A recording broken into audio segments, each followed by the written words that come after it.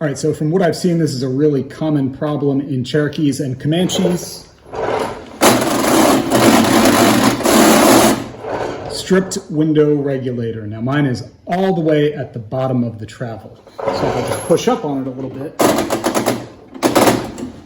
it catches. Goes all the way up.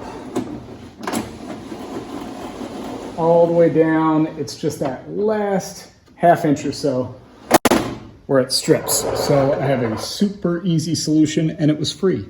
I figured if I could stop the window from rolling down before it hit the dead spot in the regulator, I'd be set. So I rolled it up to the point where it's not stripped anymore, and I noticed it was right in line with this hole here for this bracket.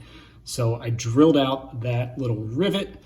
I got myself a long machine screw and a nut and put them in that hole.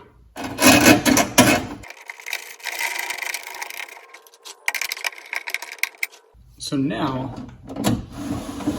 when the window rolls down, that screw acts as a stop. Can't roll any further. The window now rolls all the way